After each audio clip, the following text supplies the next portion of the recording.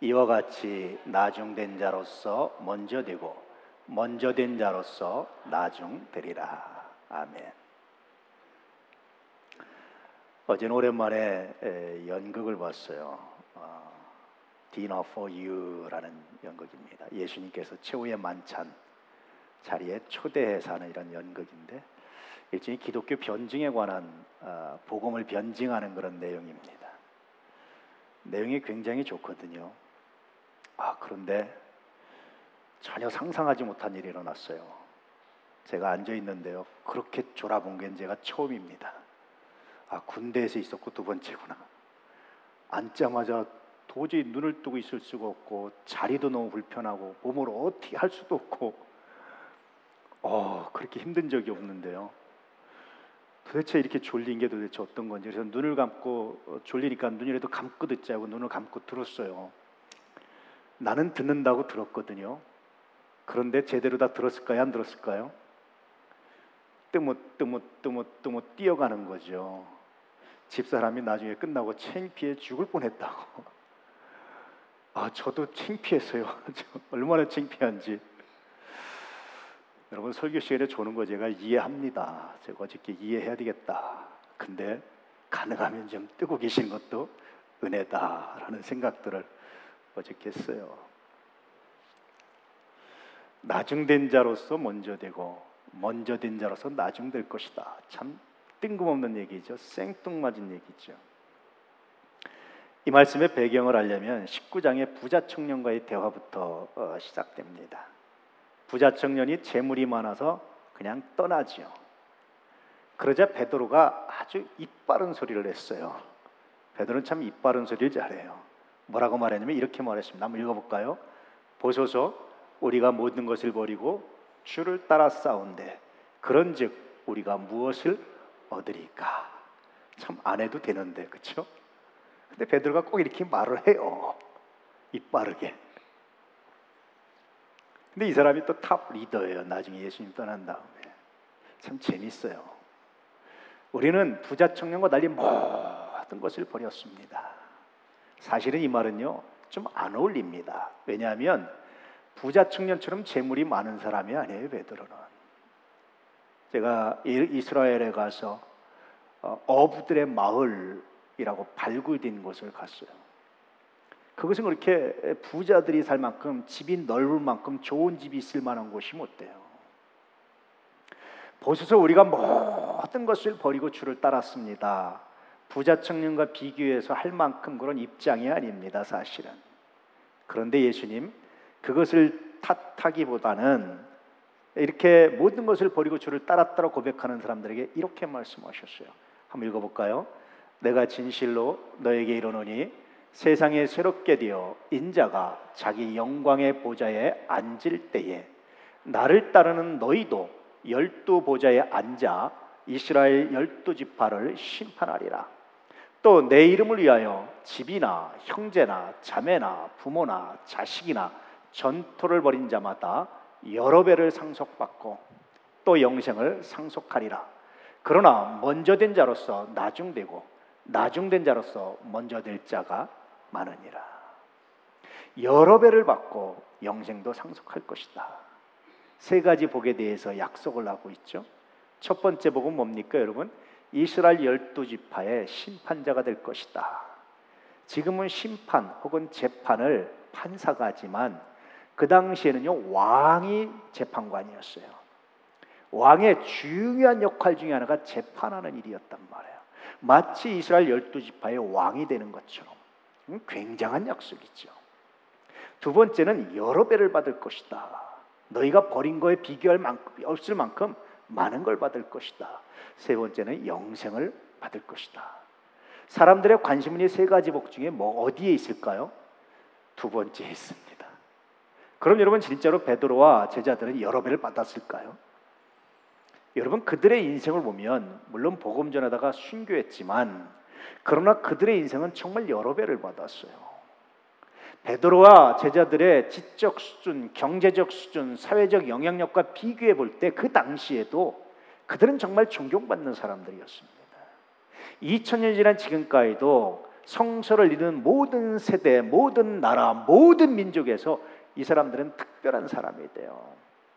예수님 말씀하신 대로 정말 비교 없을 만큼 그런 많은 복을 받았습니다.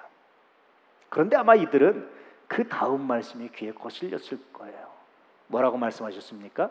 먼저 된 자로서 나중되고 나중된 자로서 먼저 될 자가 많다. 여러 배 받고 네가 나를 위해서 다 버렸다고 그래서 안심하지 말아라. 그것이 끝이 아니다. 그렇게 말씀하시는 거예요. 그리고 이 말씀에 부연 설명이 바로 20장에 나와 있는 겁니다.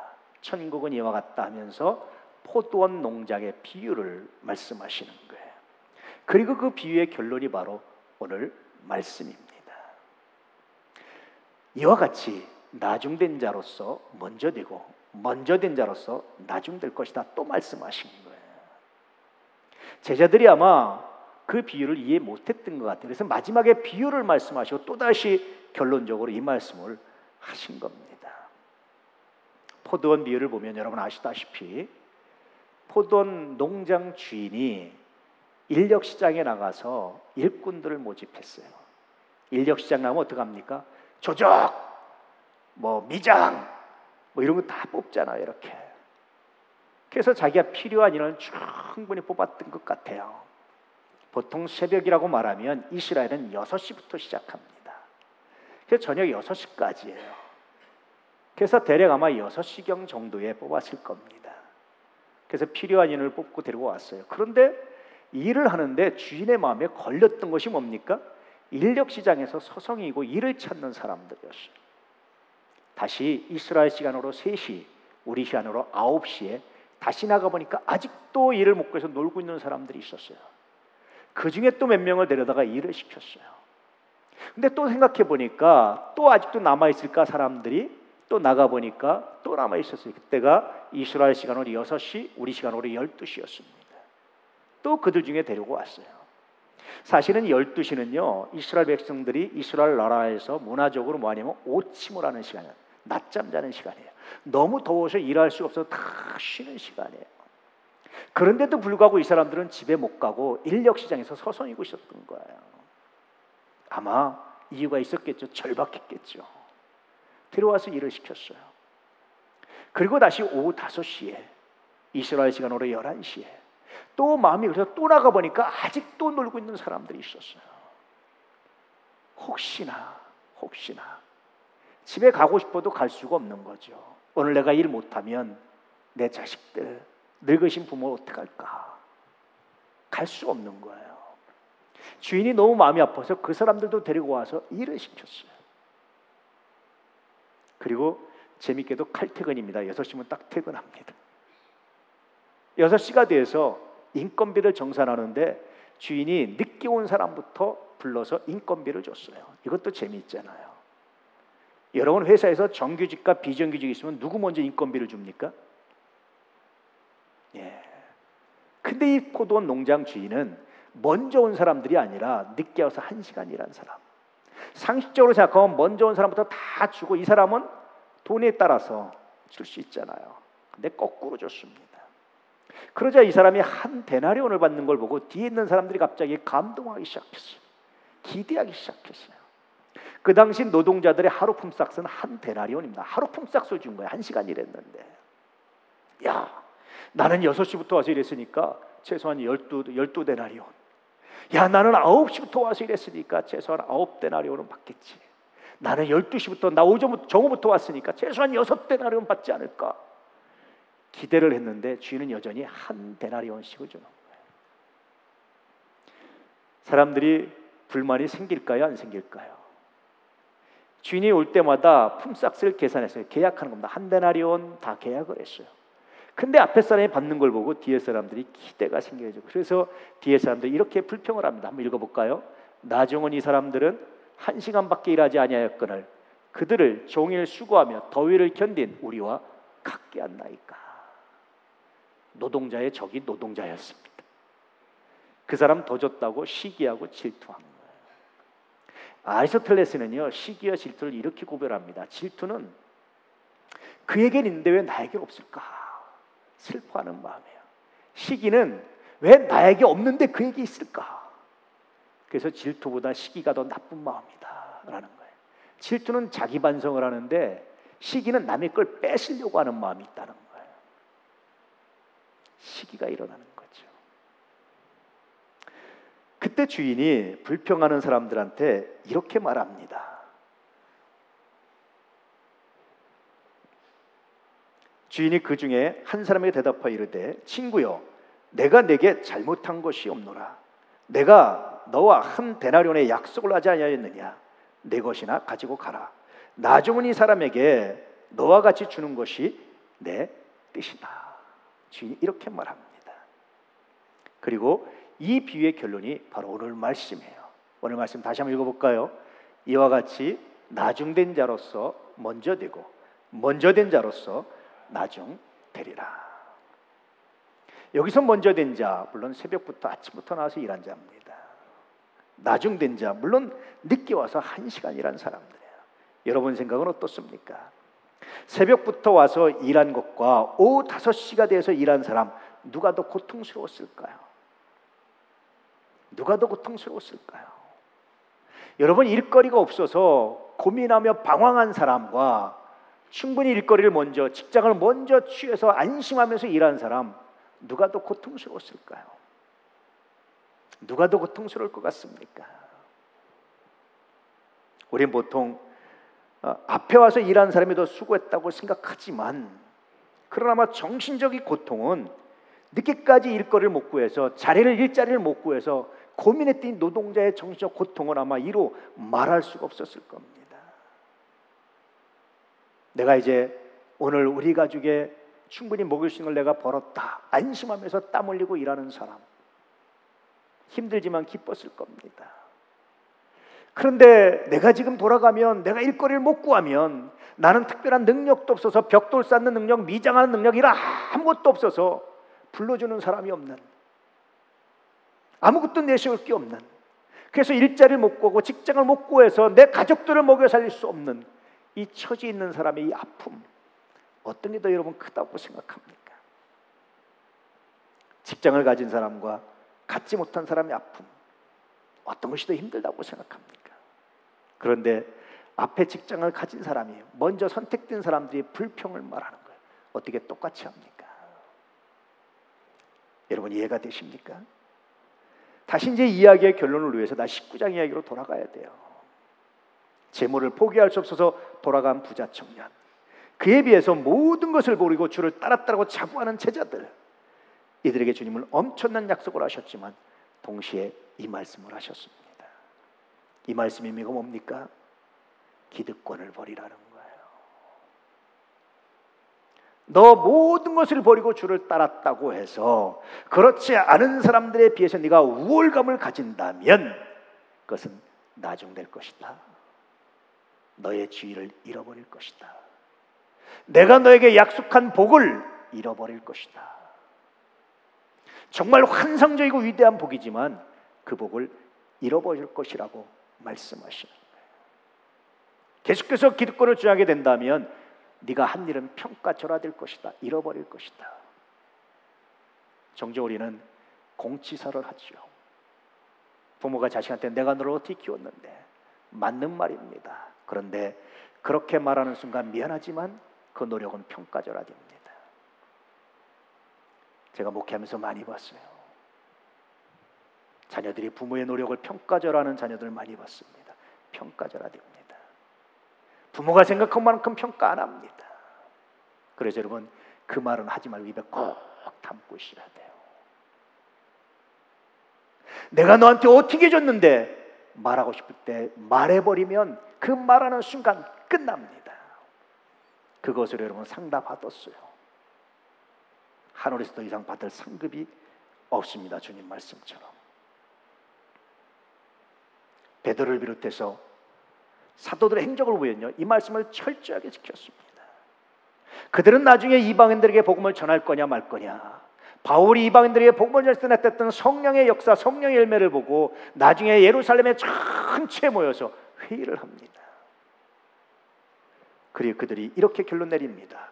이방인 중에서 하나님께로 돌아오는 자들을 괴롭게 하지 말고 다만 우상의 더러운 것과 음행과 목매어 죽인 것과 피를 멀리하라고 편지하는 것이 옳으니 이거 외에는, 성령의 욕이란 것들 이것 외에는 요구하지 말자. 일반 유대인들 같으면 이방인들을 돌아오려면 엄청나게 복잡한 예식을 거쳐야 돼요. 정결 예식을 거쳐야 돼요. 음식도 거쳐야 됩니다.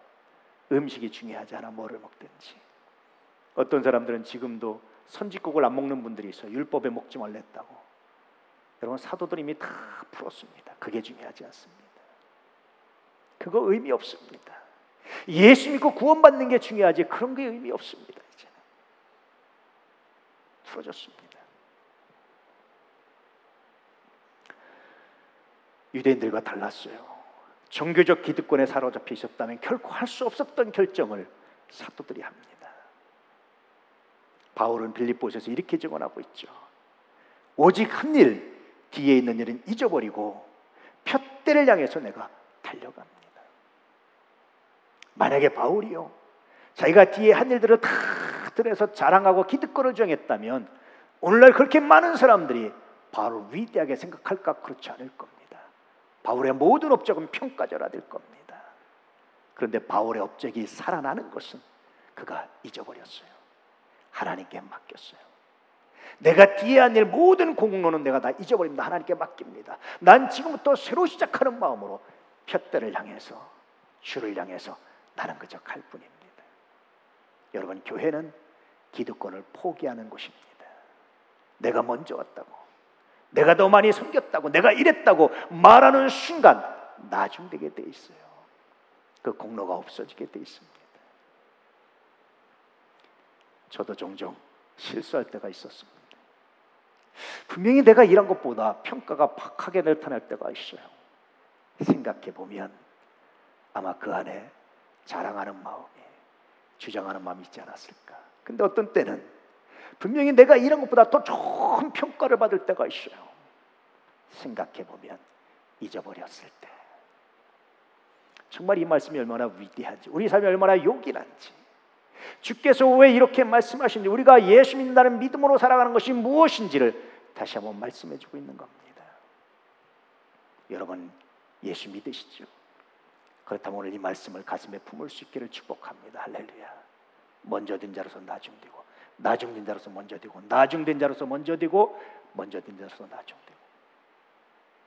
여기에 해당하지 않기 위해서는 기득권을, 공치사를, 내가 했던 수고와 노력은 하나님께 드렸습니다. 하나님께 맡겼습니다. 잊어버렸습니다. 나는 지금 이 순간부터 새롭게 시작하는 마음으로 내가 이 일을 대합니다. 이 마음이 예수 믿는 믿음의 마음입니다. 여러분, 새벽부터 일한 노동자, 오후 5시에 와서 1시간 동안 일한 노동자, 임금이 같다는 사실을 어떻게 생각하십니까? 노동의 질이나 양으로만 비교해 본다면 그건 비교 불가합니다. 당연히 앞에 와서 일하는 사람이 더 많이 받아야 됩니다. 그런데도 주인은 동일하게 취급했습니다. 물론 새벽부터 일하는 사람과의 계약, 그 계약대로 물론 지켰습니다. 여기에 주인의 마음이 담겨져 있어요. 노동의 양이나 질이 아니라 삶의 무게를 받던 주인의 마음, 똑같이 가족을 부양해야 되는 삶의 무게를 짊어지고 있는 그 노동자의 마음, 기술도 없어요. 내세울 만한 학벌도 없어요. 스펙도 없어요. 당연히 어떤 걸 내세울 만한 게 없어요. 사람들이 자기를 선택하지 않는다 할지라도, 인력시에서 뽑아가지 않는다 할지라도 하소연할 수 없어요. 항의할 수도 없어요. 그러나 여전히 가족을 부양해야 되는 삶의 무게는 동일하게 지고 있는 이 사람, 이 사람을 향한 주인의 마음, 이 사람을 향한 주인의 마음이, 주님의 마음이 오늘 말씀입니다. 할렐루야. 이것을 이해하지 못한다면 나중될 것이다. 이것을 받아들이지 못한다면 나중될 것이다. 이 삶의 무게를 바라보지 못한다면 네가 아무리 큰 공헌과 공로를 했다 할지라도, 새벽부터 와서 이랬다 할지라도 없어질 것이다. 두려운 말씀입니다. 떨리는 말씀입니다. 이 의미를 담고 있어요. 이 말씀 묵상할 때마다 그래서 주님의 마음을 담기 위해서, 주님의 마음을 더 많이 갖기 위해서 기도할 때가 종종 있습니다. 여기에 어울리는 노래가 하나 있어요. 제가 참 좋아하는데 노래가 어려워서 잘 못 부른 노래입니다. 삶의 작은 일에도 그 마음을 알기 원하네. 이렇게 시작됩니다. 제가 제일 좋아하는 부분은 이 부분입니다. 저 높이 솟은 산이 되기보다 여기 오름직한 동산이 되길. 너무 거룩하고 너무 고귀하고 너무 잘나서 저 사람 우리와 관계없어 하는 사람이 아니라 동산처럼 누구나 오름직하고 누구나 어울리고 누구나 함께 할 수 있는 사람. 목사가 너무 거룩해서 교인들이 가까이 올 수 있는 사람이 아니라 누구나 함께 할 수 있는 사람. 이런 소원을 오늘도 갖고 있어요. 여기에 주님의 마음이 있습니다. 농장 주인의 마음이 있습니다. 노동의 양이나 질이 아니라 삶의 무게로 평가했던 주님의 마음이 있습니다. 할렐루야. 우리 한번 같이 불러볼까요?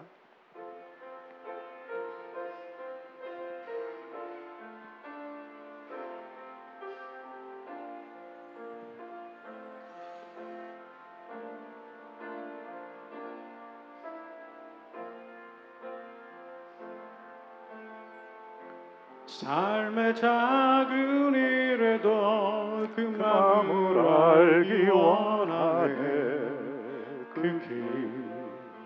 그 좁은 길로 가기 원해.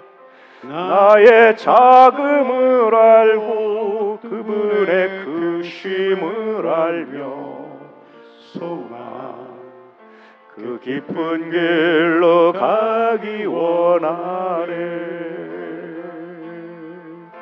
저 높이 솟은 산이 되기보다 여기 여름직한 동산이 되길. 내가 가는 길만 비추기보다는 누군가의 길을 비춰준다면 내가 노래하듯이 또 내가 얘기하듯이 살기 난 그렇게 죽기 원하네. 삶의 한 절이라도 그분을 담기 원하네. 사랑 그 높은 길로 가기 원하네. 그 좋은 길로 가기 원하네. 깊은 길로 가기 원하네.